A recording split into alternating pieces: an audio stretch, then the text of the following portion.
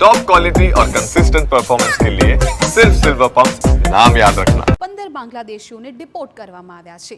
ગૃહ રાજ્ય પ્રધાન હર્ષ સંઘવીએ સોશિયલ મીડિયા પર પોસ્ટ કરી અત્યાર સુધી ગેરકાયદે વસતા 50 બાંગ્લાદેશીઓની ધરપકડ, આવનારા સમયમાં વધુ 35 બાંગ્લાદેશીઓને ડિપોર્ટ કરવામાં આવશે। બાંગ્લાદેશે પણ પોતાના નાગરિકો હોવાનું સ્વીકાર્યું। ક્રાઇમ બ્રાન્ચે આપેલા આધાર પુરાવા બાદ બાંગ્લાદેશે સ્વીકાર કર્યો।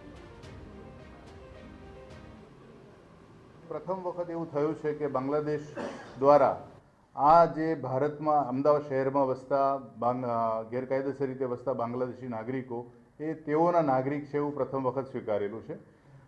અગાઉના જે ડિપોર્ટેશન થયેલા છે એમાં આ બાબતે ઘણા બધા ઇસ્યુઝ રહેલા હતા, પણ આ વખતના જે દસ્તાવેજી પુરાવા આપવામાં આવ્યા, શરૂઆતમાં ડિટેન્શન, પછી અહીંયાથી સ્પેશિયલ બ્રાન્ચ અને ત્યાંથી મિનિસ્ટ્રી ઓફ એક્સટર્નલ અફેર્સ આપણે ગુજરાત રાજ્ય ગૃહ વિભાગ દ્વારા મોકલવામાં આવ્યા અને એ જે દસ્તાવેજી પુરાવા જ્યારે બાંગ્લાદેશ એમ્બેસીને સોંપવામાં આવ્યા ત્યારે એ લોકોએ સ્વીકાર્યું અને એમણે એમના નાગરિકોને સ્વીકાર્યા છે।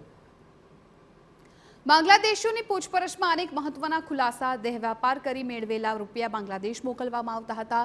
બનાવટી બિઝનેસ ફર્મને નામે પણ નાણાં બાંગ્લાદેશ મોકલાતા હતા। બાંગ્લાદેશ નાણાં ક્યાં રૂટથી મોકલવામાં આવતા હતા તે દિશામાં તપાસ। ક્રાઇમ બ્રાન્ચને મળેલી માહિતીને આધારે તપાસ શરૂ। કેન્દ્રીય તપાસ એજન્સીઓએ પણ તપાસ માટે એજન્સીઓની મદદ લેવાઈ રહી છે।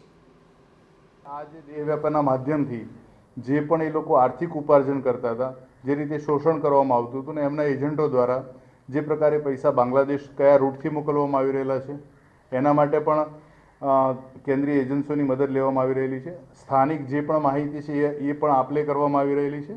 આ ઉપરાંત બનાવટી બિઝનેસ ફર્મના નામે પણ ઘણા બધા પૈસા બાંગ્લાદેશ મોકલવામાં આવી રહેલા છે।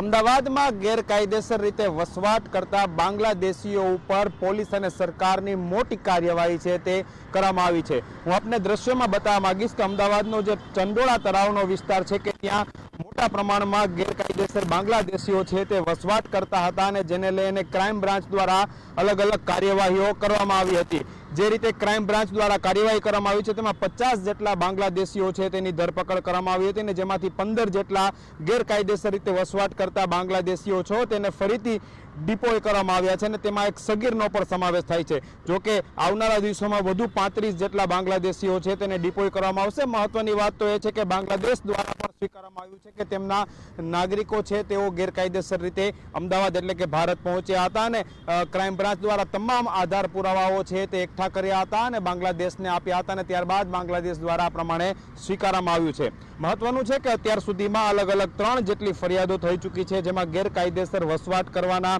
આ ઉપરાંત ખોટા આધાર પુરાવા બનાવવા અને અંતે એક અન્ય પણ જે ગુનો, જે ગંભીર પ્રકારનો હ્યુમન ટ્રાફિકિંગનો ગુનો હતો તે પણ બાંગ્લાદેશના જે ગેરકાયદેસર વસવાટ કરતા લોકો છે તેના દ્વારા આચરવામાં આવ્યો હતો। એટલે અલગ અલગ 3 ગુનાઓ નોંધવામાં આવ્યા હતા, જેની તપાસમાં સામે આવ્યું છે કે ખોટા આધાર પુરાવા સાથે ચંડોળા તળાવ અને આસપાસના વિસ્તારો છે કે ત્યાં આ લોકો ગેરકાયદેસર રીતે વસવાટ કરતા હતા અને તેમને અહીંના નાગરિકત્વના આધાર પુરાવા પણ ખોટી રીતે બનાવવામાં આવ્યા હતા। એટલે કે 15 જેટલા ગેરકાયદેસર બાંગ્લાદેશીઓને ડિપોય કરવામાં આવ્યા છે અને વધુને ડિપોય કરવાની કાર્યવાહી છે તે શરૂ કરી દેવામાં આવી છે। કેમેરા પર્સન નટવર પરમાર સાથે હરીન માત્રાવાડિયા, TV9 અમદાવાદ।